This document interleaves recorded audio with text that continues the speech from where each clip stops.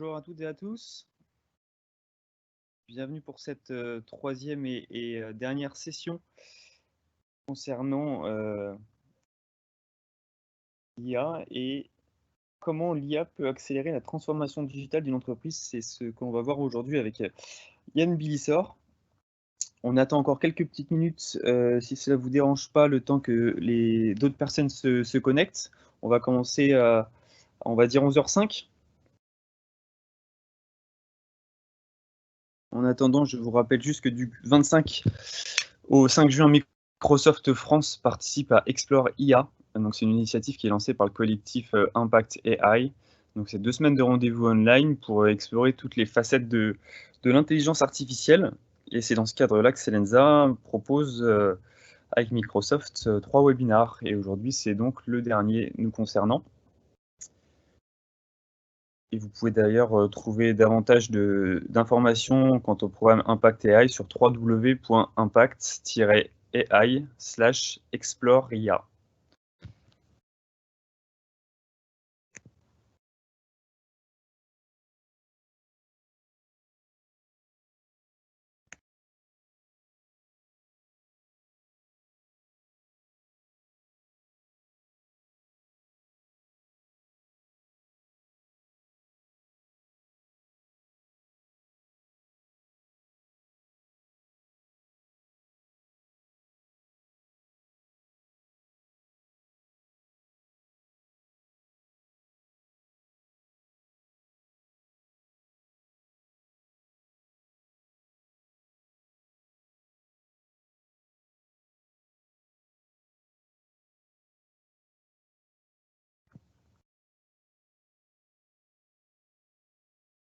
Encore une petite minute et on va commencer. Yann, tu nous entends?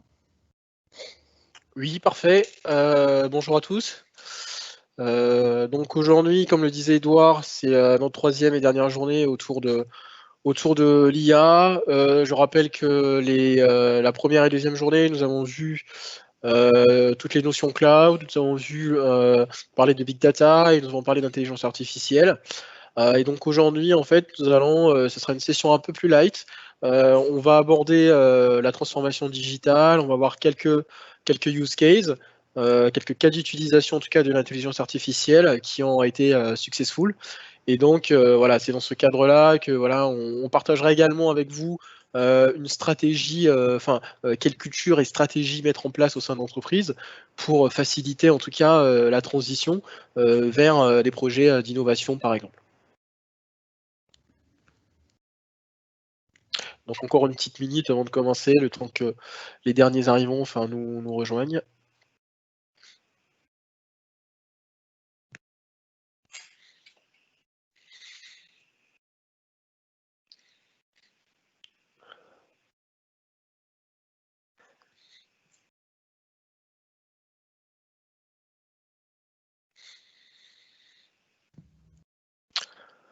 Bon, je pense qu'on... Comme d'habitude, n'hésitez pas à nous poser vos questions sur le chat. Donc, à la colonne de droite, vous avez une petite icône avec un point d'interrogation. C'est pour poser vos questions. Et au fil de l'eau, Yann essaiera d'y répondre. Et sinon, ça sera la dernière demi-heure qui sera consacrée aux questions-réponses. Donc, n'hésitez pas. Effectivement, le format ne nous permet pas de faire de l'échange vocal, on va dire. Donc, on va se servir du chat. C'est tout aussi pratique. Donc, n'hésitez pas à poser toutes vos questions. Yann, ça fera un plaisir d'essayer d'y répondre. Bah, Yann, je pense que tu peux commencer d'ailleurs. Bon, parfait. Donc aujourd'hui, nous allons parler de transformation digitale, voir en quoi ça consiste, présenter quelques cas d'utilisation et aussi comment avoir une vision un peu plus globale, une vision stratégique, comment infuser une certaine culture au sein de l'entreprise pour faciliter la transition en tout cas vers ces projets innovants, ces projets qui visent à changer les mentalités, à changer l'outillage, qui visent à utiliser l'intelligence artificielle comme étant un levier d'innovation et pour optimiser les objectifs de l'entreprise à court et long terme.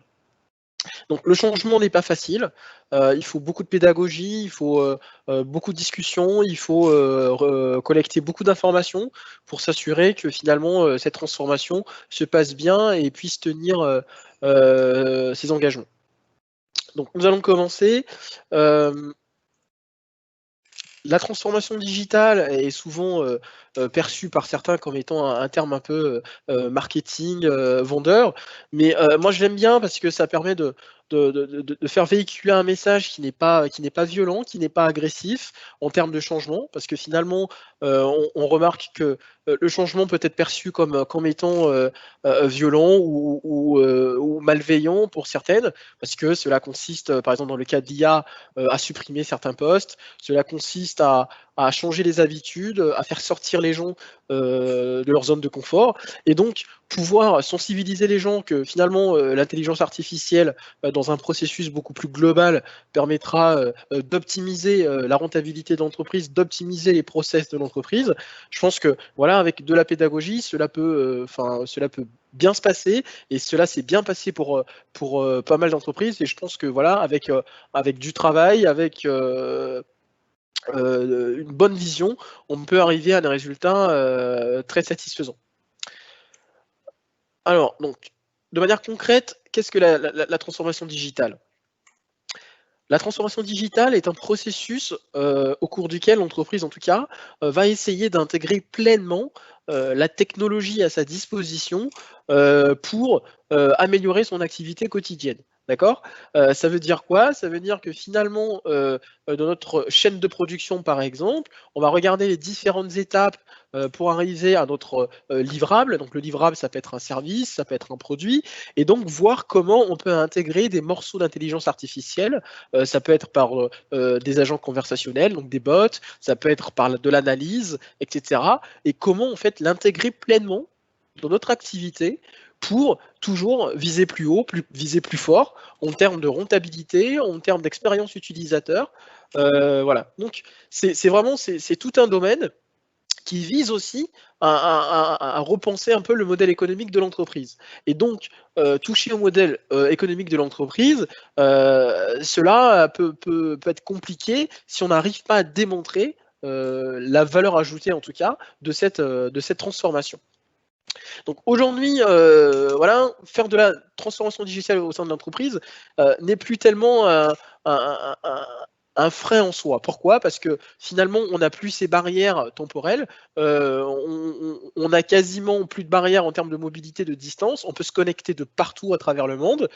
Aujourd'hui, avec tous ces dispositifs connectés, ces dispositifs IoT qui nous permettent de pouvoir remonter de la donnée en temps réel, de pouvoir connaître typiquement la température de votre maison, de pouvoir connaître l'état de vos usines, de pouvoir connaître est-ce que mes plantes sont en bonne phase, de pouvoir par exemple prédire la période de récolte, etc. pour un agriculteur. Donc on n'a plus de barrières technologiques, on n'a plus de barrières spatiales, on n'a plus de barrières temporelles. On est dans une période où l'innovation, en tout cas, doit pouvoir se faire, mais encore une fois, avec une vision un peu plus globale, une vision portée par les dirigeants de l'entreprise également. Il faut qu'elle soit partagée par tous, et avec une stratégie, une culture qui soit infusée de bout en bout dans tout le process, en tout cas métier de l'entreprise.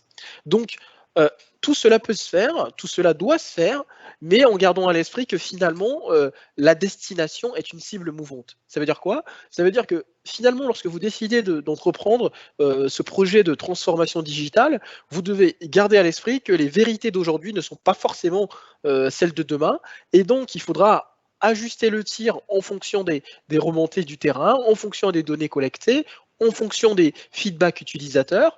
Et donc, voilà, ne pas être fermé, être en mode agile, pouvoir avoir des itérations dans votre processus de transformation, pouvoir livrer des solutions qui correspondent parfaitement à un besoin identifié, pouvoir apporter des solutions d'intelligence artificielle qui permettent de résoudre des vraies problématiques de terrain, des vrais points de douleur pour les employés. Cela permettra par exemple que ça soit bien perçu par les employés, et surtout beaucoup de sensibilisation, beaucoup de pédagogie.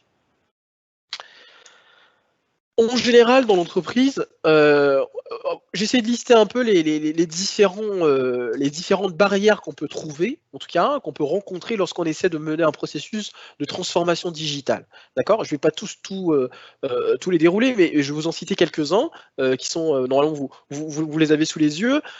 Déjà, le plus fréquent, en tout cas, qu'on rencontre lorsqu'on mène des missions d'expertise autour de la transformation digitale, c'est l'absence de preuves de valeur ajoutée. D'accord? Si aujourd'hui vous vous présentez auprès de votre responsable et vous présentez un super projet de transformation digitale en intégrant de l'intelligence artificielle dans vos process, c'est très bien. Mais si vous n'arrivez pas à prouver que cela aura une valeur ajoutée dans l'entreprise, alors la valeur ajoutée, elle n'est pas forcément financière, elle peut être donc la simplification de process, d'accord, gagner du temps. Et donc, qui dit gagner du temps, on dit par corollaire que c'est finalement gagner de l'argent. Mais voilà, donc il n'y a pas que de l'argent, on pouvait gagner en simplification de process, vous pouvez gagner en automatisant des tâches assez répétitives et qui n'ont aucune valeur ajoutée, en tout cas pour la personne qui l'effectue. Voilà, donc il faut arriver à se dire, mon projet d'innovation, mon projet de transformation, en quoi cela rajoute-t-il de la valeur dans mon business pour que mes dirigeants appuient ce projet. Donc en général, c'est ça. C'est un travail qu'il faut faire. Il faut essayer de quantifier cela. C'est très difficile, mais voilà, vous devez le faire pour pouvoir, en tout cas, faire passer la pilule assez facilement auprès des employés et auprès des dirigeants. Je prends aussi un cas, par exemple, de tout ce qui tourne autour de la sécurité. Donc, vous allez faire de l'intelligence artificielle. L'intelligence artificielle n'est pas nouveau, c'est pas un domaine qui est nouveau, certes, mais finalement, il touche à pas mal de domaines et surtout, on manipule de la data, par exemple, et la data, elle n'est pas forcément, comment dire, elle n'est pas forcément libre, elle n'est pas forcément publique, elle n'est pas forcément destinée à tout le monde. Donc il y a des problématiques autour de tout ce qui est data privacy, par exemple. Quel type de données ai-je le droit d'utiliser? Est-ce que finalement j'ai le consentement de tout le monde? Est-ce que ma solution respecte bien tout ce qui est GDPR, etc., etc. Donc il faut se poser des questions de tout ce qui est autour de la sécurité, de ce que vous essayez de faire dans votre processus de transformation avec l'IA. Donc c'est un domaine à part entière, il y a beaucoup de travaux qui sont faits autour de la data privacy. La première journée, je vous parlais de biais dans les datasets, par exemple, le fait de reproduire nos problèmes de société. Je prends un exemple sur la rémunération, par exemple. Un agent qui apprend des données collectées que finalement les hommes sont mieux payés que certaines femmes, et donc finalement reproduire ce genre de cas, est-ce que c'est souhaité? Est-ce que c'est souhaitable? Qu'est-ce qu'on fait? Comment on ajuste le tir, etc. D'un point de vue IT, est-ce que finalement, quand je mets en place un chatbot sur mon site e-commerce, est-ce que j'expose le minimum de data possible? Est-ce que je ne crée pas une potentielle faille de sécurité parce que je permets finalement à des individus extérieurs de communiquer avec mon système interne? Donc, il y a toutes ces raisons de sécurité autour qu'il faudra se poser. Il y a également, alors je pense que ça, il y a beaucoup d'humains là-dedans, c'est la peur du changement. D'accord? Les gens, ils sont habitués à un certain confort, à une certaine façon de faire. Depuis 10 ans, ils travaillent comme ça. Ils se posent la question pourquoi ça devrait changer puisque ça fonctionne.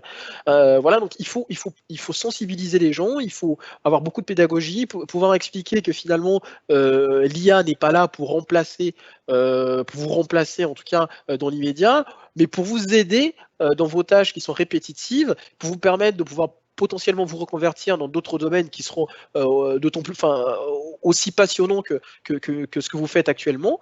Donc, il y a beaucoup de pédagogie, il faut beaucoup de discussions et pouvoir rassurer les gens que ce processus, il vise vraiment à vous aider dans l'enchaînement de vos tâches quotidiennes, dans la vision plus long terme de l'entreprise. Et donc, voilà, vous ne devez pas avoir peur de ce changement. Donc, le digital est là pour vous aider et pas pour vous poser plus de contraintes. D'accord? Donc, il faut également avoir une vision très claire de ce que vous voulez faire en termes de transformation digitale. Qu'est-ce que vous voulez faire? Est-ce que ce qui vous intéresse, vous, c'est d'augmenter votre chiffre d'affaires? Très bien. Comment vous augmentez votre chiffre d'affaires? Identifier les points de douleur, identifier les points de blocage. Est-ce que c'est un manque de visibilité en termes de marketing? Et donc, si c'est le cas, comment je fais pour améliorer mon marketing? Est-ce que je mets beaucoup plus d'argent ou est-ce que je fais plutôt du ciblage? C'est-à-dire que je cible de manière plus précise et pas globale, d'accord, pour augmenter par exemple mon taux de conversion. Donc, posez-vous des questions très claires sur votre stratégie, sur les guidelines un peu de votre de votre vision. Et également, en fait, je pense que c'est l'un des points aussi, l'un des points les plus importants, c'est il faut avoir du sponsorship. C'est-à-dire qu'il faut que quelqu'un bien placé dans l'entreprise croit à ce projet-là ou qui porte ce projet-là.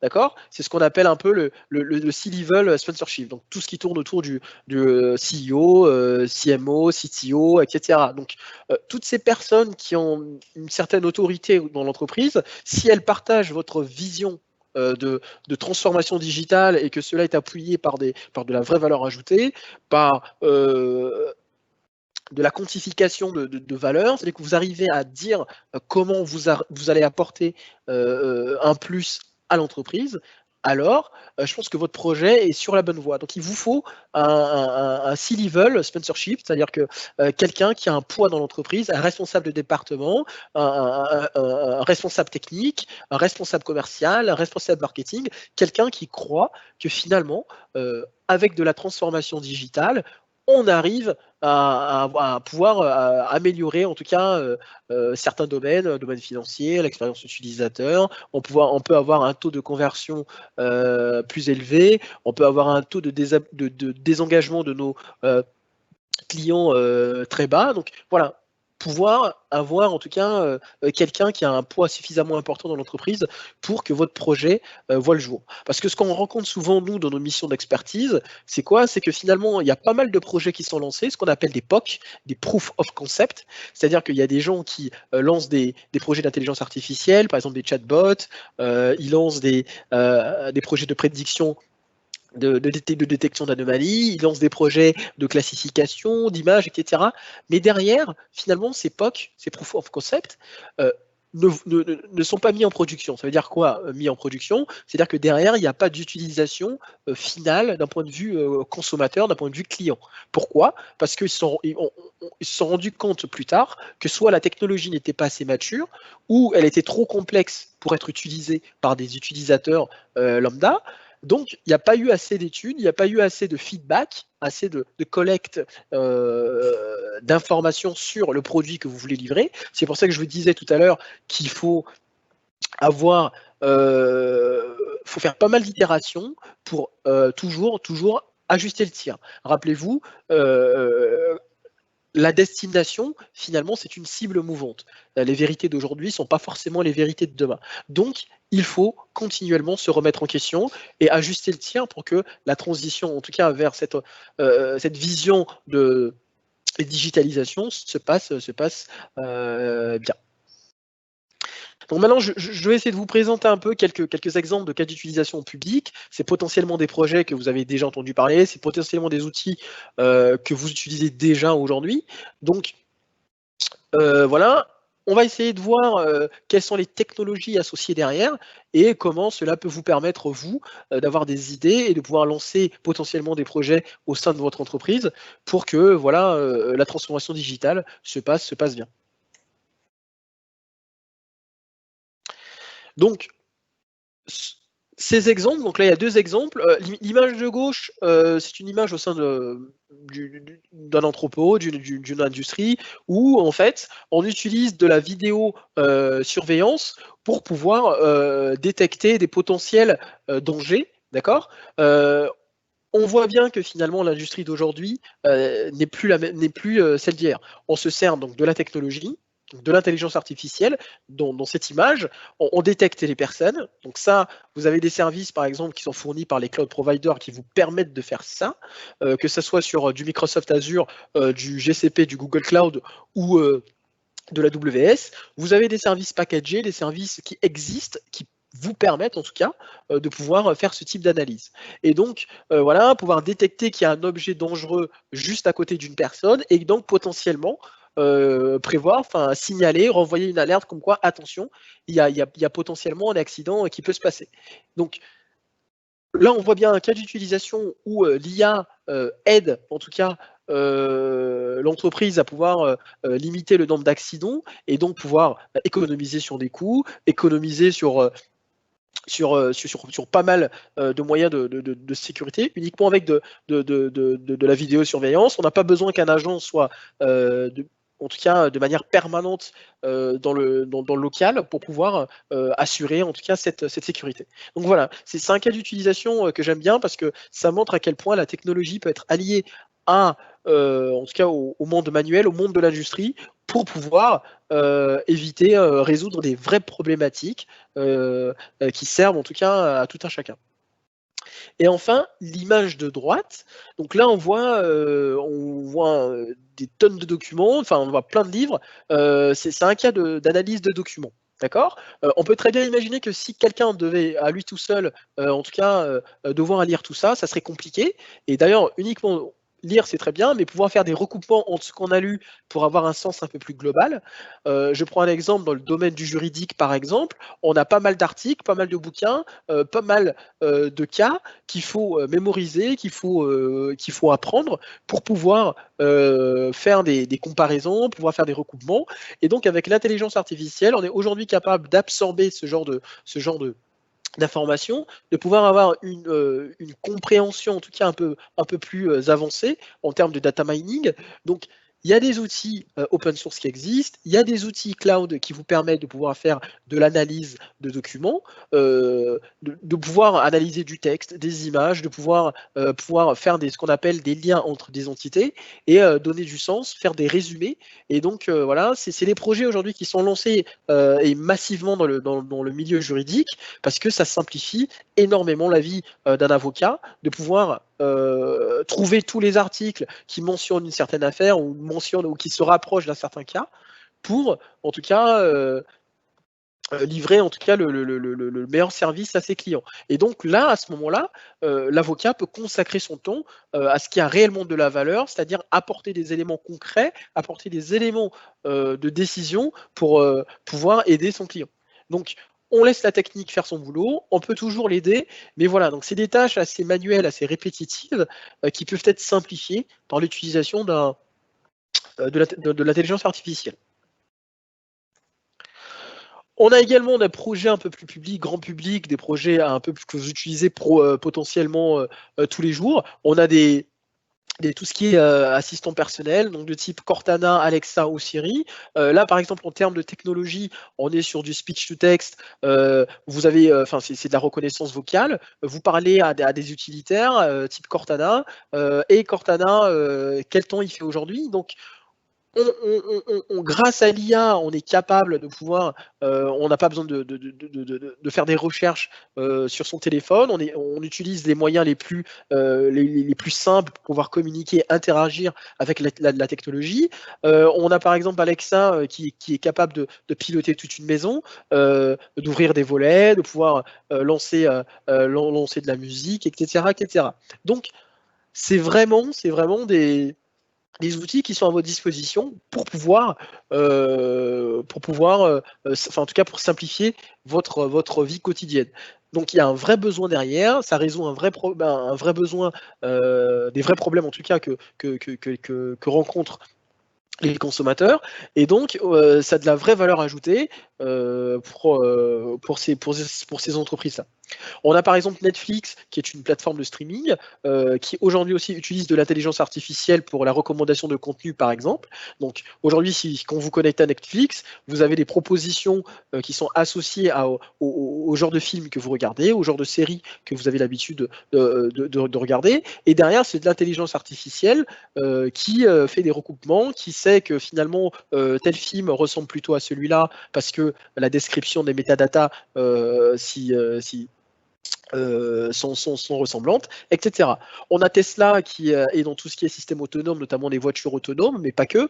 Mais voilà, derrière, c'est de l'intelligence artificielle qui permet de construire de tels systèmes. Je vous parlais il y a 2 jours du projet Bonsai récemment lancé par Microsoft, mais il existe également, enfin, il y a des travaux qui sont faits également sur Google et sur Amazon. C'est les travaux qui vous permettent de manière assez rapide de pouvoir faire apprendre à un agent intelligent, à une IA, comment comment faire tourner un système autonome. Ça peut être un bras dans un milieu industriel, ça peut être une chaîne de distribution, ça peut être un robot, etc. Donc on a des travaux qui sont faits en continu pour que finalement la technique ne soit plus un frein pour votre innovation, mais au contraire que ça soit un accélérateur dans votre processus de transformation digitale. D'accord ? Donc, ce sont des exemples un peu plus grand public, mais c'était pour vous montrer à quel point, finalement, le fait d'allier technologie à besoin utilisateur, à besoin client, à besoin d'un consommateur, on est capable d'arriver à des transformations digitales qui sont assez abouties et qui sont très réussites. On peut également se servir, il y a beaucoup de travaux qui sont faits autour de la santé, comment utiliser l'intelligence artificielle pour, en tout cas pour améliorer la santé. J'ai voulu prendre ces 2 projets parce que franchement, je trouve qu'ils sont assez parlants. Le projet de gauche qui s'appelle Easy Glucose, donc c'est un projet qui s'inscrit dans le cadre d'une compétition qui est lancée tous les ans, qui s'appelle l'Imagine Cup. C'est des jeunes porteurs de projets, des startups, etc., qui croient en la technologie et qui essaient de résoudre des problèmes de la vie réelle avec de la technologie. Donc le projet Easy Glucose, il est très simple, il permet de mesurer le taux de glucose uniquement en prenant une photo de notre œil. D'accord ? Ça permet de résoudre quoi ? On a une IA qui n'est pas intrusif. D'accord ? Et donc, ce qui est très intéressant là-dedans, c'est qu'on n'a plus besoin de se piquer. D'accord ? Pour pouvoir, en tout cas, mesurer le taux de glucose. Donc, pour savoir si on est en hypoglycémie, etc., etc. Donc, juste avec une photo, on est capable d'avoir cette déduction. En termes pour diagnostiquer, par exemple, si quelqu'un est diabétique ou pas, on peut toucher à un plus large public. Chacun peut faire le dépistage, enfin, il peut faire des tests chez lui. D'accord ? Il y a une vraie utilité derrière. On arrive à analyser, c'est de l'analyse d'images avec du deep learning, donc des réseaux de neurones, et à partir de là, on arrive à pouvoir ressortir des métriques, comparer avec des images correspondant à certains diabétiques, et donc ressortir des valeurs qui sont compréhensibles par l'homme, et donc les éviter de se piquer ou de se déplacer pour aller se faire tester. Je vais juste prendre 2 secondes pour répondre à quelques questions que je vois dans le chat. Donc j'ai une question de Marion. Le projet qui s'arrête au POC, c'est tout mon quotidien avec les clients qui ont une vision à l'ancienne, mais même avec les clients pionniers, je trouve que l'industrialisation est très souvent longue et laborieuse. Je cherche encore la recette magique. Je suis tout à fait d'accord. Pareillement, moi dans mes missions d'expertise, j'ai eu pas mal de projets donc ils sont arrêtés à l'étape de POC.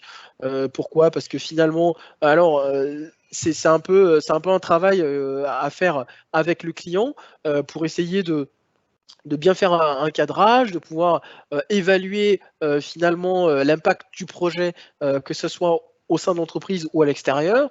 Donc c'est un travail à faire étroitement avec le client pour savoir finalement est-ce que derrière il y a une vraie valeur ajoutée, parce que certains pensent que finalement le POC, donc le Proof of Concept, il est purement technique. D'accord ? Mais à mon avis, moi je crois fortement que finalement le POC il n'est pas technique. On n'est pas là pour montrer que la technologie marche. On est là pour montrer que finalement cette technologie peut servir nos intérêts business. Et donc déjà commencer à faire cette distinction, que ça soit très clair dans la tête du client, en lui disant il faut pas penser que finalement on est là pour montrer que l'IA marche. On sait que l'IA marche parce que les gens l'utilisent. Par contre, ce qu'on essaie de prouver, c'est est-ce que l'IA est adaptée à ton domaine d'activité ? Est-ce que tu peux te servir de l'IA pour optimiser ta rentabilité, pour optimiser ta visibilité. Donc, il y a un travail à faire à ce niveau-là. Mais malheureusement, tous les projets en tout cas que vous allez lancer ne vont pas forcément aller en production. Mais voilà, il faut s'efforcer, il faut continuer de pouvoir cadrer le projet, de pouvoir quantifier la valeur ajoutée, de pouvoir apporter des éléments de réponse aux clients sur la faisabilité de son projet. Mais surtout garder à l'esprit que finalement, on n'est pas là pour faire un POC technique. On n'est pas là pour montrer que finalement, l'IA marche. On sait que l'IA marche. On est là pour montrer que l'IA peut résoudre des problèmes bien spécifiques à l'activité de l'entreprise. J'ai également donc une autre question, des exemples dans le monde de l'enseignement supérieur et de la recherche. Aujourd'hui, alors de ce que je sais, c'est que typiquement dans tout ce qui est bioinformatique, on utilise des techniques, d'intelligence artificielle, par exemple pour tout ce qui est séquençage d'ADN. Ils utilisent beaucoup de l'analyse, par exemple, pour détecter des cancers. Il y a un papier de recherche qui est assez intéressant qui montrait en tout cas une comparaison entre la détection de cancer à l'œil nu entre un humain et une intelligence artificielle sur la base d'images. Et en fait, on a vu que finalement l'IA performait beaucoup plus que l'homme. D'accord ? Elle avait un taux de réussite, alors j'ai plus les chiffres en tête, mais qui était assez bluffant comparé au nombre de cas pour lesquels l'homme s'est trompé. Donc, il y a beaucoup de travaux qui sont faits aussi, en tout cas dans ce sens-là, pour aider la recherche à toujours se perfectionner. Mais voilà, que ce soit dans le domaine médical, que ce soit dans le domaine industriel, dans le retail, etc., il y a des travaux qui sont faits. L'IA est massivement utilisée pour pouvoir résoudre des vraies problématiques. Maintenant, tout ça étant dit, donc je vais avancer un tout petit peu. Comment faire en sorte que cela se passe bien au sein de l'entreprise, d'accord ? Comment faire en sorte que finalement, que cette transformation digitale puisse aller au bout, et toujours en gardant à l'esprit que la destination est une cible mouvante. Ça veut dire quoi ? Ça veut dire que les vérités d'aujourd'hui ne sont pas forcément les vérités de demain, et que je dois potentiellement ajuster la trajectoire en termes technologiques, par exemple, parce que je me suis rendu compte que, je prends un exemple, les réseaux convolutionnels ne marchaient pas aussi bien que ça, qu'il y a des réseaux plus performants de type GAN, que peut-être que les LSTM me permettront de... Enfin, toujours ajuster le tir sur des questions techniques pour pouvoir résoudre votre problème. Donc, le premier point ou le premier conseil que je peux vous donner à cet égard, c'est d'avoir une vision holistique, d'avoir une vision un peu plus globale et pas résoudre des problématiques ponctuelles, c'est-à-dire prendre des besoins indépendamment prendre des besoins bien spécifiques au sein de l'entreprise, plusieurs petits besoins, les résoudre avec de l'IA et s'arrêter là. Je pense que si vous avez en tout cas une vision un peu plus globale, c'est-à-dire que déjà vous posez la question, quel est mon domaine d'activité, qu'est-ce que je fais, quelles sont les étapes, mes process, en tout cas métier, et comment je peux implanter de l'IA dans chaque process métier. Cela vous permettra de faire quoi ? D'avoir une vision globale, d'accord, sur votre activité et comment vous implantez de l'IA au-dessus. D'accord ? Donc faire des analyses, pas des analyses ponctuelles, vous pouvez le faire, des analyses point à point, des analyses à un domaine bien spécifique, mais vous pouvez aller beaucoup plus loin en disant moi je veux améliorer ma stratégie globale de l'entreprise sur l'IA. Je veux que tout le monde utilise de l'IA de manière bien déterminée, bien précise, certes, mais moi, à mon niveau, par exemple de C-Level, j'ai envie d'avoir une vision globale, une vision qui me permet de prendre des décisions qui iront toujours dans le sens de l'entreprise en termes de rentabilité, en termes de visibilité, etc. D'accord ? Donc, gardez à l'esprit que avoir une stratégie holistique, c'est très bien, ça permet de résoudre des problèmes de manière globale, et donc d'infuser également, en tout cas, cette culture au sein de l'entreprise sur l'utilisation de l'intelligence artificielle, sur les bienfaits de l'intelligence artificielle. Ensuite, Vous devez également, donc ça je l'ai déjà dit, vous devez transformer tous les domaines de vos process métiers, tous les domaines de votre activité. Vous devez les transformer, vous devez mettre de l'IA dans chaque application que vous utilisez. Donc si vous fournissez un service avec 10 pages web par exemple, sur un site e-commerce, vous devez mettre de l'IA dans chacune de ces pages web, dans chacune des applications métiers que vous délivrez. Par exemple, pour collecter les habitudes des consommateurs, quels produits ils consomment en général, etc. Vous devez implanter de l'IA dans chaque application, dans chaque outil d'interaction avec les utilisateurs finaux, mais pas que, même avec, en tout cas au sein de l'entreprise, avec vos employés. D'accord? Vous devez également implanter de l'IA dans chaque process métier, donc ça rejoint un peu les applications, pour pouvoir aussi avoir une vision un peu plus haut niveau sur chaque process métier. Vous devez également sensibiliser en tout cas vos employés à l'utilisation de l'intelligence artificielle. Donc il faut que chaque employé ait la capacité de comprendre dans quel cas cette IA est utilisée, pourquoi elle est utilisée, et voilà, quel problème cela essaie de résoudre. Vous devez également vous servir, en tout cas, vous avez des outils à votre disposition, d'accord? Vous avez aujourd'hui les cloud providers. Alors, ce qui est très bien avec les solutions cloud, je le redis encore une fois, c'est que ça vous permet, ce sont des accélérateurs, ça vous permet d'aller beaucoup plus vite et de vous consacrer uniquement à ce qui a de la valeur. Qu'est-ce qui a de la valeur? C'est finalement, c'est l'applicatif, c'est le service, c'est ce que vous délivrez, ce que vous fournissez à vos utilisateurs finaux, à vos consommateurs. Et toute la partie technique, il ne faut pas que ça soit un frein. Il ne faut pas que ça consomme énormément de temps, surtout pour les startups qui essaient de prouver, par exemple, qui démarrent et qui n'ont pas assez de moyens et qui peuvent se passer des sommes faramineuses à payer pour monter une infrastructure. Et donc, les solutions cloud sont là pour vous, pour permettre également d'amorcer cette phase de lancement de projet, ces phases de transformation digitale. Donc voilà, n'hésitez pas à utiliser des solutions packagées, ce qu'on appelle des pre-built AI. C'est des solutions qui existent, qui vous permettent par exemple de faire de la reconnaissance vocale. Vous n'avez pas besoin d'embaucher un expert en reconnaissance vocale ou en deep learning pour qu'il vous fasse un modèle custom, parce que finalement la solution qui est packagée, elle vous permet déjà de résoudre ce problème-là. D'accord? Vous avez également des outils en tout cas un peu plus custom. Si les solutions packagées ne vous permettent pas de résoudre ce problème, vous pouvez également utiliser des techniques un peu plus custom, des techniques un peu plus adaptées à votre besoin pour résoudre des problématiques bien spécifiques. Donc, n'hésitez pas, encore une fois, à vous reposer sur ce qui a déjà été fait pour pouvoir aller très rapidement. Le cloud est un accélérateur, les solutions packagées sont des accélérateurs, alors utilisez-les pour démarrer vos projets, pour prouver en tout cas que votre concept, que votre vision marche, d'accord?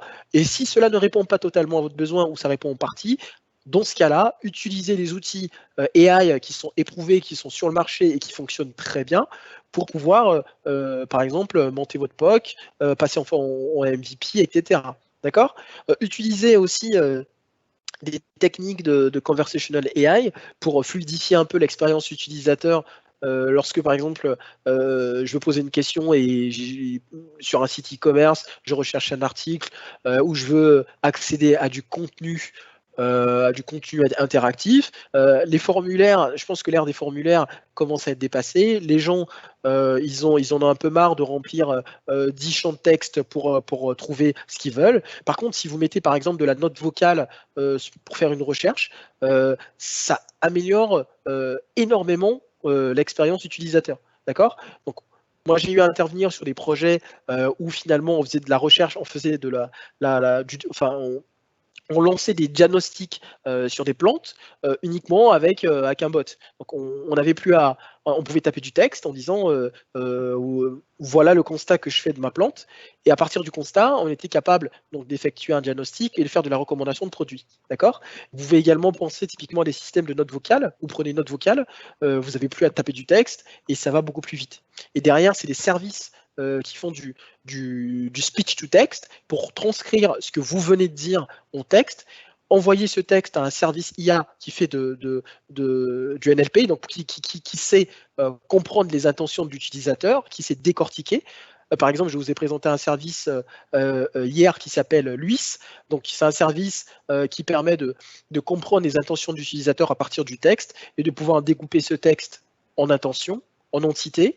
Et à partir de ces intentions et de ces entités, vous derrière, vous pouvez déclencher des applications un peu plus techniques. D'accord ? Donc, n'hésitez pas à vous reposer sur ce type d'outils pour, encore une fois, améliorer l'expérience utilisateur, améliorer votre activité, améliorer votre service, améliorer vos produits.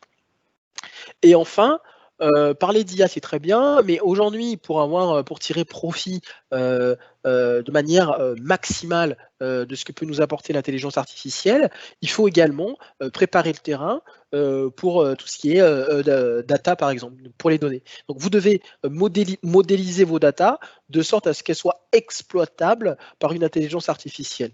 Donc ça, c'est un travail qu'il faut faire pour, en tout cas à plus long terme, pour permettre en tout cas que l'implantation de l'intelligence artificielle au sein de votre activité se passe de la meilleure des façons. Et donc voilà, donc vous devez vous appuyer sur ces techniques-là pour bien modéliser les datas, pour avoir les bonnes ressources à disposition pour faire de l'utilisation de services AI, etc. Donc ces aspects-là sont très intéressants. Je vous conseille fortement de tenir compte de ça. Ce n'est qu'une partie du problème. C'est une démarche, en tout cas, que moi je trouve efficace. Pour résumer encore une fois, partir des services packagés, des services qui existent déjà cloud, et descendre un peu plus finement. Est-ce que vous avez besoin de customiser? Est-ce que vous avez besoin de personnaliser certains services? Ben, faites-le, d'accord? Et jusqu'à quel point vous pouvez aller pour pouvoir simplifier l'expérience utilisateur. Et enfin, toujours dans ce que je disais, dans mettre de l'IA partout, dans chaque process métier, en tout cas de votre activité. Cela, par exemple, ça va du marketing. Lorsque vous parlez de marketing, vous parlez de marque, et comment en fait vous pouvez améliorer votre marque, par exemple en collectant des feedbacks de manière continue. Je prends un exemple. Donc récemment, il y a un acteur qui se connectait en tout cas un acteur du monde du service qui se connectait à Twitter pour capturer tous les tweets négatifs à son encontre. D'accord ? Il prenait tous les tweets négatifs. Et donc, alors, en termes de technique, ça veut dire quoi? Ça veut dire, je crée mon application se connecte à l'API de Twitter, au service de Twitter. Ensuite, je fais des filtres, par exemple, toutes les minutes, toutes les secondes ou tous les jours. Je récupère tous les tweets qui mentionnent mon entreprise. Je fais de l'analyse de sentiments. Donc ça, c'est des outils aussi qui existent dans le cloud. Pouvoir, à partir du texte, donner une note. Est-ce que c'est plutôt donc positif? Est-ce que ce texte est positif? Est-ce que ce texte est négatif? Ou est-ce que ce texte est neutre? Donc à partir de ça, donc là on est dans la technique, dans l'IA, dès qu'on arrive à avoir un sentiment derrière, donc pour tous les tweets qui sont négatifs, on peut déclencher des actions en interne. Par exemple, ouvrir un ticket pour que un service commercial, un service support puisse analyser pourquoi cette personne a posté un tweet négatif. Et à partir de ça, on peut contacter directement la personne ou améliorer le service en interne si plusieurs personnes font exactement le même constat. Donc ça, c'est un exemple de bout en bout comment vous servir des réseaux sociaux, par exemple, pour améliorer votre marque. Donc ça, on est dans un domaine purement marketing. Donc pareillement, pour les ventes, vous pouvez mettre de l'IA pour aider vos vendeurs. Pareillement sur la partie service client pour améliorer l'expérience en tout cas des utilisateurs en faisant du profiling. Donc mieux connaître vos clients, vous pouvez mettre de l'IA là-dedans. Pour tout ce qui est optimisation de coûts, donc sur les opérations financières, vous pouvez également mettre de l'IA. Donc pensez global, d'accord? Pensez pas uniquement innovation au sein de votre pôle ou au sein de votre département. Essayez de voir en quoi, dans ce que j'ai fait pour le marketing, peut servir par exemple à d'autres départements, d'accord? En quoi ce que j'ai fait pour les ventes peut servir au département client. En quoi mon optimisation de coûts, en tout cas, peut être généralisée au sein de l'entreprise. Donc, pensée globale, pensée générale, implanter de l'IA partout. Et cette vision, encore une fois, holistique sur où est-ce que vous pouvez implanter de l'IA et le mettre absolument partout, si possible, et construire ce qu'on appelle un back-end, c'est-à-dire un dashboard ou des analyses, vous, en tant qu'entreprise, sur chaque utilisation de l'intelligence artificielle. D'accord. Je vous donne un exemple de feedback, par exemple, que moi je trouve intéressant. On a monté un chatbot sur un site e-commerce, d'accord. Le chatbot, il devait donc au départ, il présentait une liste de choix. Pour faire simple, il disait est-ce que ce qui vous intéresse c'est le choix 1, choix 2, choix 3. Et on s'est rendu compte uniquement avec de la statistique simple que 90% de nos utilisateurs choisissaient toujours le choix 3. Et donc, par défaut, ce qu'on a fait avec la nouvelle mise à jour, on a sélectionné par défaut le choix 3 lorsque les gens arrivaient sur le site. Cela n'enlevait pas la possibilité de revenir à la sélection de choix, mais uniquement ça évitait une interaction supplémentaire à l'utilisateur. Donc on était par défaut sur le choix 3, parce que 90% de nos clients allaient sur le choix 3 dès le départ. Donc cela a pu se faire uniquement parce que j'ai mis de l'IA, mais je ne me suis pas arrêté là. J'ai également fait des analyses de manière globale sur l'utilisation de cette IA, et à partir de ces analyses, j'ai lancé des actions. C'est quoi les actions? J'ai supprimé cette première étape qui n'avait potentiellement aucune valeur ajoutée pour 90% de mes clients, et donc de mes clients. Et donc j'ai un peu enlevé une interaction et donc optimisé en quelque sorte l'expérience utilisateur. Donc c'est vraiment un cas d'utilisation qui est assez fréquent dans le monde de l'entreprise. Il faut s'en servir, il faut faire des études. Donc je pense que vous avez tous des use cases ou des cas d'utilisation qui peuvent s'y prêter. Donc allez-y, mais voilà, faites des choses bien en mettant de l'IA partout.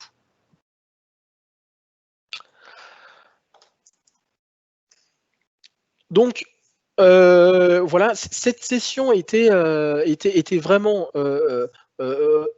réservée à comment amorcer cette transformation digitale.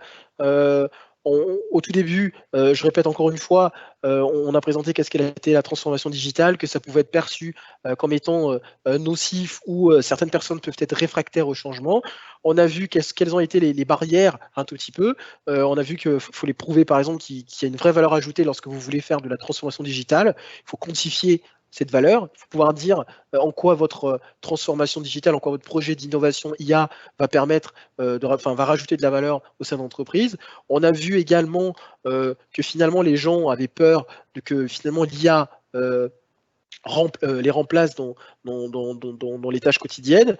Là, on a apporté des éléments de réponse en disant que finalement, il faut sensibiliser, il faut avoir beaucoup de pédagogie en expliquant que l'IA n'est pas là pour remplacer, mais plutôt pour vous accompagner à faire des tâches un peu plus valorisantes d'un côté, à pouvoir vous reconvertir si possible dans d'autres domaines qui sont peut-être plus épanouissants, etc.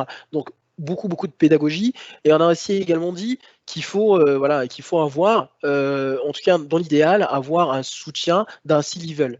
Un C-level, c'est donc un CEO, un CFO, un CMO, un CTO, etc. Donc toutes les personnes décisionnaires, des personnes qui ont un certain poids dans l'entreprise pour pouvoir vous accompagner, en tout cas dans la mise en place de cette transformation digitale.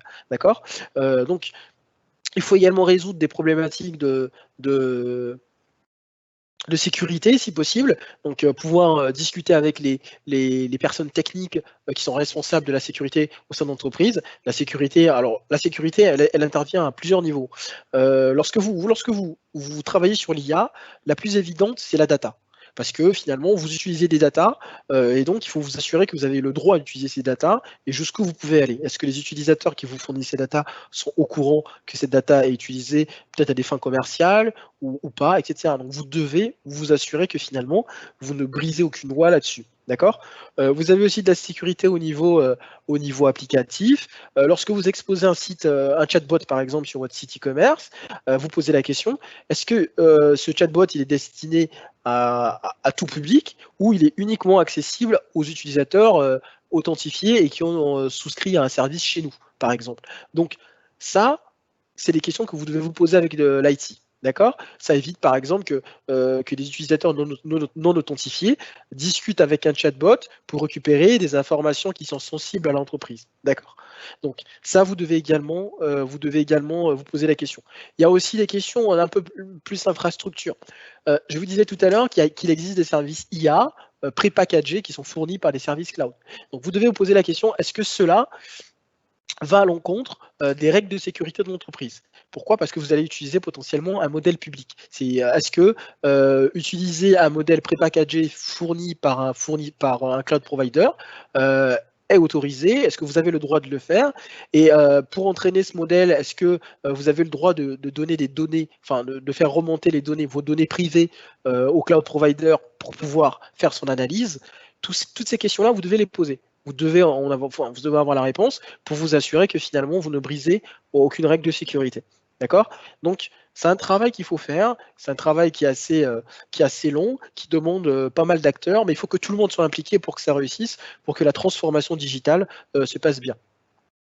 Donc, j'aimerais vous partager, il nous reste un peu moins de 7 minutes, vous partager quelques expériences personnelles, en tout cas que j'ai eu à mener dans différentes transformations digitales qui ont été amorcées par des clients. Certaines ont été successful, d'autres l'ont pas été. Je vais commencer par une qui n'a pas marché et vous dire pourquoi ça n'a pas marché. D'accord? On a lancé, donc il y a un acteur dans tout ce qui est banque et donc demande de crédit, qui avait un besoin assez intéressant, c'était de pouvoir faciliter la demande de microcrédit directement depuis son téléphone. D'accord? On s'est rendu compte, donc il est parti sur une certaine technologie, on a choisi la technologie, on a défini un scénario, donc un bot, avec qui on pouvait, en tout cas l'utilisateur pouvait interagir pour demander un microcrédit. D'accord? Donc, on a mis en place le bot, on avait un scénario, donc une discussion préétablie, on posait des questions à l'utilisateur et en fonction des questions, on calculait un peu le niveau, enfin, quel est le montant maximal qu'on pouvait lui accorder. D'accord?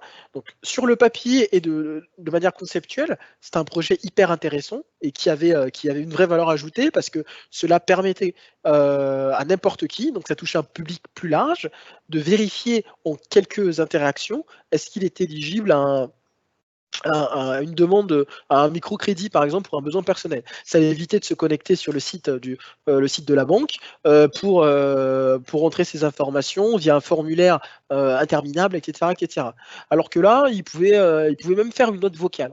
C'était envisagé dans les prochaines versions de faire une note vocale où il décrivait son besoin, d'accord, par exemple l'achat d'un véhicule, et il disait à peu près de quel montant il avait besoin pour pouvoir acheter son véhicule. Et à partir de là, nous, derrière, on pouvait lancer des process pour faire de l'analyse sur le plafond, par exemple, le plafond qu'on pouvait lui accorder. D'accord?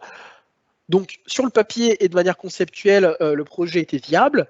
On a lancé les développements, on a fait des tests, on a fait des tests dessus, on a bien vérifié que le modèle, en tout cas que ça marchait bien, que le cahier de charge était respecté. On a fait des soutenances auprès de l'équipe commerciale et tous ceux qui se chargent un peu de la partie prospect au sein de l'entreprise. Donc ça marchait plutôt bien. Le seul point, pourquoi le projet n'a pas vu le jour, c'est que finalement, il y a une analyse qui n'a pas été faite, en tout cas qui n'a pas été présenté dès le départ, c'est sur quel canal de communication ce projet, en tout cas ce bot, était censé être livré. D'accord? Ils étaient partis sur un canal type WhatsApp. D'accord? À l'époque, en tout cas, on ne pouvait pas déployer de bots, en tout cas privés, de bots entreprises, simplement en utilisant WhatsApp. D'accord? Ils voulaient que, parce qu'ils avaient des informations sur l'utilisateur, on pouvait démarrer une conversation via WhatsApp pour parler au bot. Pourquoi WhatsApp? Parce que ça passe par Internet et finalement, il n'y a pas un coût associé, on ne paye pas par message. Par contre, si on utilisait la messagerie classique, on devait payer en fait tous les messages envoyés par le bot. Et ça avait un coût qui n'était pas négligeable. D'accord? Puisque finalement, on paye quelques centimes par message et multiplié par le nombre de clients potentiels qui parleraient avec nous, donc ça fait aussi un coût. Et sachant qu'on ne peut pas se permettre, en tout cas à l'époque, ils ne pouvaient pas se permettre de minimiser ce coût-là parce qu'on ne savait pas si le projet allait toucher, enfin on ne pouvait pas estimer le niveau de rentabilité de ce projet, mais par contre, le niveau de charge, on pouvait le voir. D'accord? Donc voilà, donc c'est le projet, il a été reconverti ensuite, enfin on a essayé de le déployer sur d'autres canaux gratuits de type Facebook, etc. Mais là encore, il y a eu des contraintes sur ce canal. C'est comment démarrer la première conversation avec un utilisateur sur Facebook. D'accord? Ça sous-entend qu'il faut avoir des informations sur son compte Facebook, il ne faut pas être assez intrusif pour faire de la recherche active pour retrouver des informations. Par contre, on avait le numéro de téléphone. Donc, c'est pour ça qu'à la base, l'idée, c'était de partir sur un réseau qui est simple et qui permet, à partir du numéro de téléphone, d'enclencher une conversation. Donc, ce projet, il a été avorté. Pourtant, sur le papier, il était très prometteur. Mais finalement, la technique nous a rattrapés. Pourquoi il nous a rattrapés? Parce que dès le départ, le cadrage n'était peut-être pas bien fait. Voilà. Et on n'a pas pu anticiper certaines limites de la technologie. Donc c'est pour vous dire que c'est un projet qui avait de la vraie valeur ajoutée parce qu'on aurait pu augmenter le taux de conversion des demandes de crédit très rapidement et toucher un public plus large, mais finalement on n'a pas pu le déployer comme on le souhaitait au départ parce que la technique à ce moment-là ne nous permettait pas. D'accord? Peut-être qu'aujourd'hui c'est possible, mais en tout cas à l'époque, la technologie n'était pas assez mature pour pouvoir faire des déploiements sur les réseaux qui nous intéressaient. Et surtout limiter les coûts, donc les charges associées à cette innovation. Maintenant, je vais vous parler d'un autre projet, donc il nous reste à peu près 2 minutes, des projets qui marchent. On a travaillé avec un acteur assez puissant, en tout cas dans tout ce qui est beauté et mode, sur un outil, sur une application assez simple qui permet aujourd'hui à des jeunes personnes, à des jeunes femmes, mais pas que jeunes, de prendre une photo de leur visage et de pouvoir faire une analyse de peau, par exemple, pour détecter est-ce qu'il y a de l'acné, est-ce qu'il y a des problèmes spécifiques, et faire de la recommandation de produits à partir de la photo. D'accord? Et je trouve que c'est un projet qui est assez bluffant et qui est assez intéressant. Pourquoi? Parce que finalement, on n'a pas besoin d'aller consulter, on n'a plus besoin d'aller consulter en tout cas, pour des problèmes assez mineurs, et avoir une recommandation ou aller, par exemple, en pharmacie pour avoir une recommandation. Donc pour le client, pour le consommateur du service, c'est assez bénéfique. On prend la photo et cela est suffisant. Et pour le fournisseur de service, en l'occurrence dans notre cas, cet acteur dans le domaine de la beauté, il pouvait en tout cas faire du B2B derrière, donc du business to business, donc avoir des partenaires qui faisaient, en tout cas, enfin qui proposaient des produits de beauté, et lui en fait faire l'intermédiaire entre ces partenaires-là et les consommateurs finaux. D'accord? Donc, c'est un cas d'utilisation qui est assez intéressant parce que ça permet aujourd'hui de monter une plateforme qui fait du B2C et B2B. Donc, c'est vraiment, voilà, il y a une vraie valeur ajoutée. Aujourd'hui, l'application est déployée dans certains pays et on arrive à allier intelligence artificielle pour faire de l'analyse d'image, donc analyser la photo, détecter les zones à problème, détecter de l'acné, détecter d'autres anomalies, et à partir de ça, faire de la recommandation de produits associés pour pouvoir, en tout cas, faire des traitements assez rapides. Donc voilà, donc ces quelques exemples, ces 2 exemples, je voulais vous montrer un peu c'était quoi des projets successful et des projets qui s'arrêtent malheureusement à l'étape de POC parce qu'il n'y a pas eu un cadrage assez mature. Donc, dites-vous bien que la transformation digitale, comme j'ai dit au départ, de change is hard, elle est difficile parce que vous aurez pas mal de barrières, mais ces barrières, en fait, vous pouvez les briser une fois que vous avez pleinement pris conscience de votre contexte opérationnel, vous avez pris conscience des personnes à contacter, vous avez pris conscience de des process métiers, vous avez pris conscience des points de douleur que votre innovation, que votre IA peut résoudre, vous avez pu quantifier la valeur ajoutée, en tout cas, de votre innovation, donc tous ces problèmes-là, et que vous avez trouvé un sponsor, c'est-à-dire une personne vous avez pu convaincre une personne qui a un poids dans l'entreprise de porter ce projet-là, alors dites-vous bien que votre transformation digitale est sur la bonne voie. Donc voilà, il y a un travail à faire, il faut faire ce travail d'analyse, et toujours garder en tête que la destination est une cible mouvante, que ce que vous voulez faire aujourd'hui n'est pas forcément adapté à demain, et donc il faut ajuster le tir en fonction, encore une fois, des données que vous collectez, des feedbacks, et donc ça doit être un travail très très itératif. Il faut, y a une phrase que j'aime bien, c'est de dire il faut très rapidement aller en production, même si c'est pas de la production, mais finalement, en fait, connecter le service, connecter l'IA aux utilisateurs finaux, avoir leur feedback. Est-ce que c'est trop complexe? Est-ce que ça résout vraiment votre problème, etc. À partir de ça, vous pouvez ajuster votre stratégie. D'accord? Et la stratégie, c'est quoi? C'est d'infuser de cette culture IA tout au long de votre entreprise, dans tous les process de l'entreprise, avoir une vision holistique des possibilités, en tout cas, de l'IA. Et donc, voilà, garder ça à l'esprit, c'est vraiment en sensibilisant les gens et en mettant de la technique là où il faut, que vous arriverez en tout cas à une transformation digitale de bonne qualité, telle qu'on l'a vu pour des projets de type Easy Glucose qui permettent d'analyser, de pouvoir d'analyser en tout cas le taux de sucre dans le sang à travers, enfin en prenant uniquement une photo de l'œil, des projets de type Sing AI avec des lunettes qui permettent à un non-voyant de pouvoir avoir une description de son environnement, d'accord? Donc ces projets-là, c'est des projets, ils sont hyper intéressants, qui permettent de résoudre des problèmes réels, d'accord?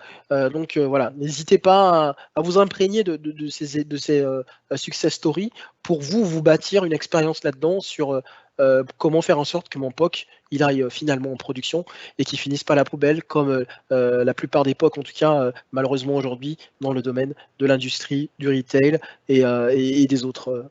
Voilà. Donc, j'ai dépassé 3 minutes. Je serais ravi de prendre vos questions. Je vais m'efforcer de répondre. On est encore là jusqu'à 12h30. Donc, n'hésitez pas à utiliser le chat sur votre droite pour poser toutes les questions qui vous viennent à l'esprit. Je prendrai également le temps de répondre. Si vous avez des questions cloud, notamment sur la première session, n'hésitez pas. Des questions sur l'IA pure et dure, je répondrai, ou des questions un peu plus haut niveau sur la transformation digitale également. Donc voilà, donc, je suis encore là jusqu'à 12h30. Si vous avez des questions, n'hésitez pas. Merci à tous d'avoir participé. Et Edouard, si tu veux reprendre la main. Non, tout à fait. N'hésitez pas à poser vos questions. On attend. On est ouvert enfin, Yann est ouvert à répondre à toutes vos questions encore quelques minutes. Et sinon, on clôturera la session. Mais voilà, profitez-en. Yann est à votre disposition.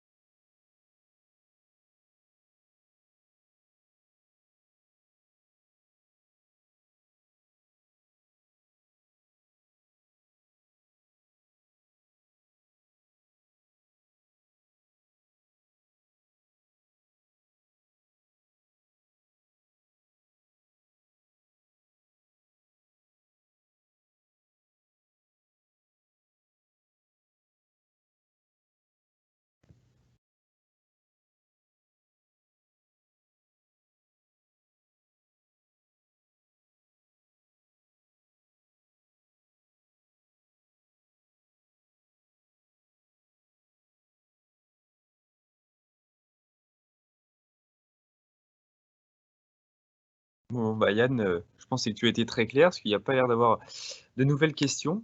On vous laisse encore quelques minutes. En attendant, moi, je vous remercie au nom de Selenza, Yann et moi-même pour avoir participé à ces 3 mini-sessions. J'espère qu'elles vous auront apporté davantage de clarté et d'éléments pour avancer.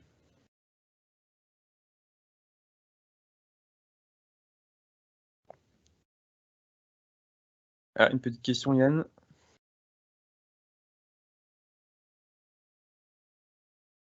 Oui, alors donc une petite question. Bonjour, je suis développeuse web et j'aimerais basculer dans l'IA. Y a-t-il une passerelle entre les deux?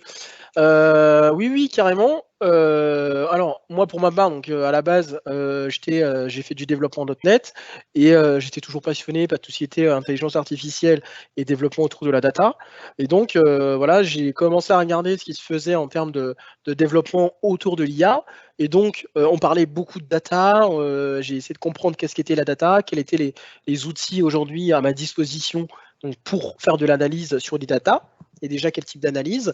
Donc en général, c'était du développement avec du Python, avec des bibliothèques open source qui existaient. Donc je me suis documenté là-dessus. Alors ce qui est bien aussi d'avoir un background un peu développeur comme vous faites du développement web, c'est que vous avez déjà acquis les bases vous connaissez déjà comment développer. Vous savez comment transcrire ou transmettre cette logique métier à un programme informatique. Donc c'est très très bien. Donc ensuite, ce qu'il vous faut en tout cas, c'est de savoir quels sont les outils à votre disposition aujourd'hui pour pouvoir pratiquer de l'intelligence artificielle.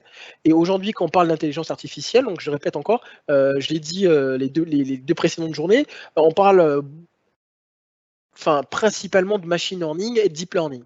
D'accord, qui sont deux sous-domaines de l'intelligence artificielle. Donc aujourd'hui, le machine learning vous permet, à partir des données historiques, par exemple, de pouvoir faire des prédictions sur le futur. Donc, vous devez regarder qu'est-ce qui se fait de mieux là-dedans, donc les outils. Regardez, par exemple, alors je vous conseille de regarder tout ce qui tourne autour du Python et des frameworks, des bibliothèques open source qui sont largement utilisés dans la communauté, notamment Scikit-learn, TensorFlow, et d'ailleurs TensorFlow qui est un framework qui permet de faire du deep learning, est disponible en version JS, donc vous pouvez directement le tester en JavaScript. Voilà, c'est des outils aujourd'hui qui sont ouverts. Et ce que j'aime bien avec le développement autour de l'IA, c'est que avant il y avait c'était une communauté assez fermée dans le sens où il fallait maîtriser une certaine techno pour savoir le faire. Mais aujourd'hui, il y a de plus en plus de langages, tels que par exemple en .NET, on est capable de faire du machine learning maintenant. Il n'y a plus besoin de faire du Python ou du R uniquement. On peut faire du machine learning en .NET. On est capable de faire du machine learning en Scala, notamment avec SparkML. On est capable de faire du machine learning en R. On est capable de faire du machine learning en MATLAB. Donc aujourd'hui, voilà, vous avez les langages de programmation ne sont plus une barrière pour parler de manière claire. Il faut par contre que vous soyez que vous sensibilisez en tout cas sur toute cette partie culture et AI. C'est quoi l'IA? Comment je la mets en place, c'est quoi le machine learning, c'est quoi le deep learning, quels sont aujourd'hui mes outils à disposition. Commencez par utiliser des services pré-packagés également. Par exemple, vous faites du développement web, à partir de votre page web, comment vous pouvez vous interfacer avec un service cognitif, par exemple, pour pouvoir récupérer de l'analyse d'image. Et une fois que vous savez comment ça fonctionne, c'est quoi une prédiction, c'est quoi un entraînement, vous pouvez mettre les mains un peu plus, les mains dans le cambouis et donc regarder comment ça se passe derrière. Commencer à regarder les bibliothèques écrites en Python, les bibliothèques open source, le code expliqué, vous avez pas mal de documentation. Vous pouvez également vous inscrire à des programmes de formation sur l'IA, par exemple Microsoft IA, voilà, qui permet de se reconvertir dans l'IA. Vous avez des écoles qui créent des programmes exclusivement uniques, pour permettre aux jeunes ou aux personnes qui veulent se reconvertir de pouvoir apprendre les rudiments d'IA et les bases de l'IA. Donc voilà, vous avez aujourd'hui les sources d'apprentissage, elles sont énormes. Donc vous n'avez aucune barrière. Et pour moi, la vraie passerelle, en tout cas, la transition entre un développeur web, un développeur back-end, un développeur front, c'est cette capacité à se donner le temps de se poser les bonnes questions sur comment fonctionne l'IA, de pouvoir avoir la bonne culture autour de l'IA et se dire que finalement c'est un chemin qui sera obligatoire dans les années à venir. D'accord? Aujourd'hui, par exemple, tous les développeurs, en disant, avant on disait, moi je fais du développement, je fais pas de l'infrastructure. Et aujourd'hui, on demande à quasiment tous les développeurs d'être à minima un peu un DevOps. Donc savoir un peu comment je prends mon application et je la déploie sur un serveur. Et pour moi, ça sera pareil demain. On aura besoin que les développeurs ils aient cette capacité à comprendre la data, parce que c'est eux qui créent des applications qui génèrent de la data. Donc il faut qu'ils soient en capacité de comprendre ces data et potentiellement de pouvoir interagir avec des gens qui font de l'analyse, donc des data scientists. Et donc voilà, il faut que cette culture, qu'il faut qu'ils aient cette culture AI. Donc commencez par vous documenter là-dessus et après en termes d'outillage, ben, en fait vous pouvez rester dans votre zone de confort en faisant du web parce qu'aujourd'hui en JavaScript on est capable d'utiliser TensorFlow par exemple pour faire de l'analyse d'image. Donc j'espère que j'ai répondu à votre question un peu plus longuement parce que j'ai tendance à beaucoup parler, mais voilà. Si vous avez d'autres questions, n'hésitez pas.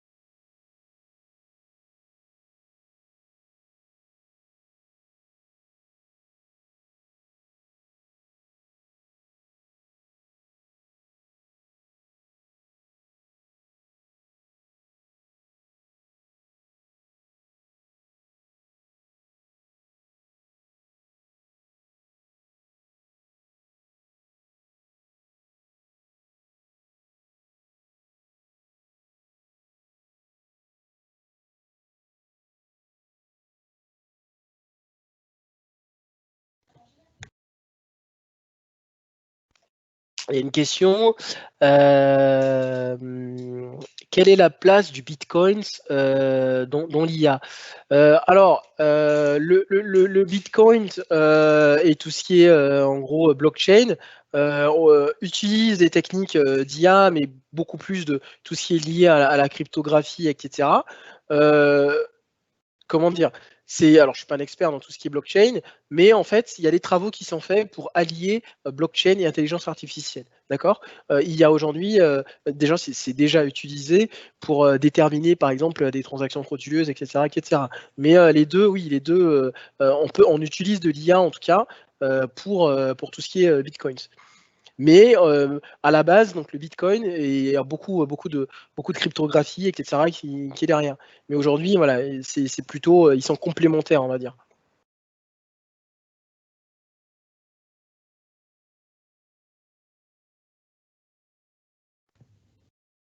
Une question également, Yann, sur potentiellement des exemples d'applications en recherche clinique. Est-ce que tu as connaissance de certaines applications, entendu parler de certaines applications?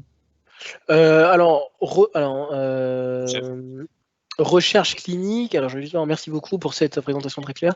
Est-ce que vous aurez des exemples d'applications en recherche clinique? Quelles sont les conditions pour accéder à la formation Microsoft IA? Moi, je te laisserai répondre pour la Microsoft IA, Edouard. Mais pour tout ce qui est recherche clinique, alors de mémoire, il y a pas mal de travaux qui sont faits. Par exemple, pour tout ce qui est diagnostic de cancer, il y a eu des travaux là-dessus. Il y a également tout ce qui est analyse de séquençage ADN qui est fait. Il y a beaucoup de. Alors, il y a eu un fameux robot qui permet de. Alors, j'ai oublié son nom, mais qui permettait de faire de l'analyse du diagnostic de patient assez rapidement.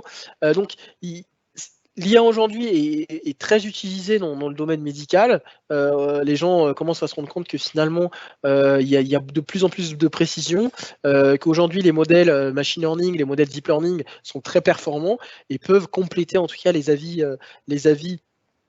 d'un médecin.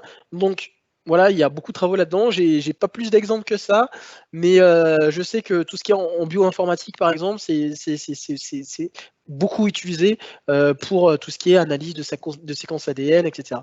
Donc oui, c'est vraiment, il l'utilise assez intensivement. Et pour la question sur les formations de type Microsoft IA ou autres, hein, il y a d'autres, vous avez aussi des formations en ligne sur d'autres plateformes. Et Edouard, si tu veux rajouter quelques Effectivement, moi, je mots. peux vous indiquer sur la partie AI100, je vais vous mettre le lien dans le chat. Vous avez plus d'infos directement, vous avez le contenu du programme de formation.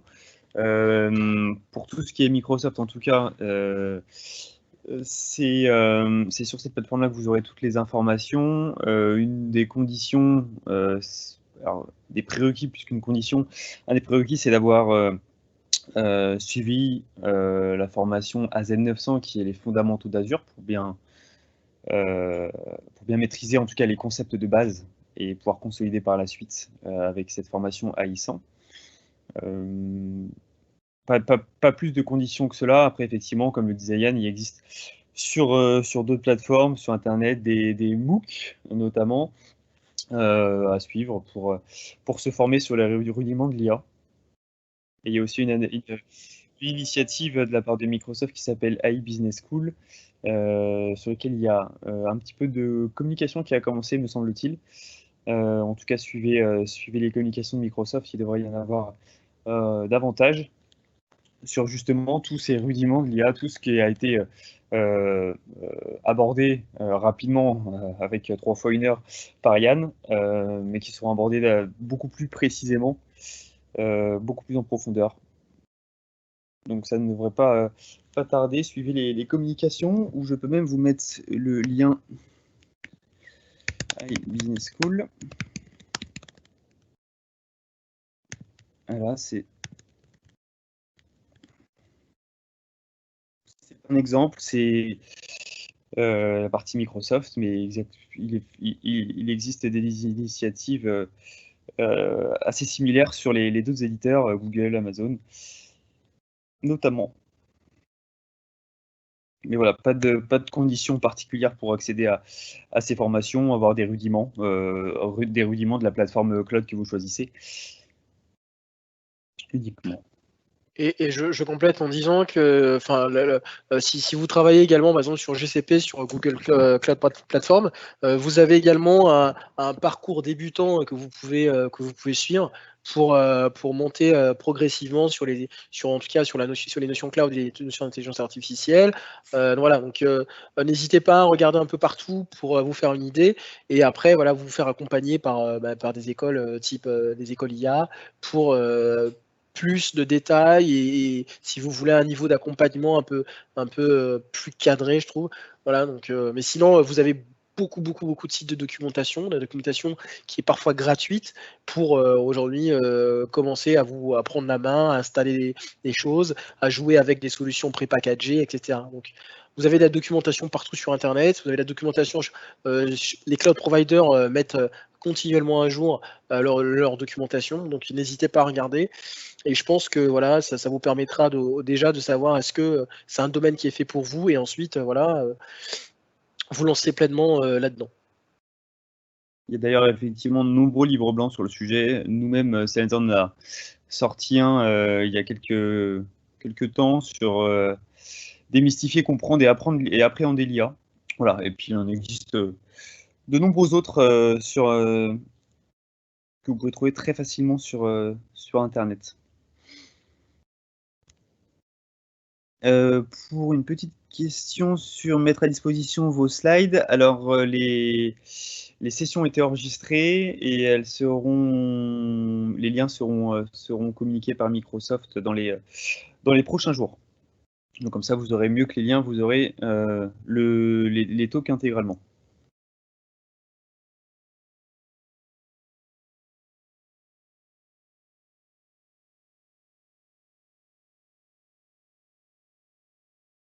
Y a-t-il d'autres questions?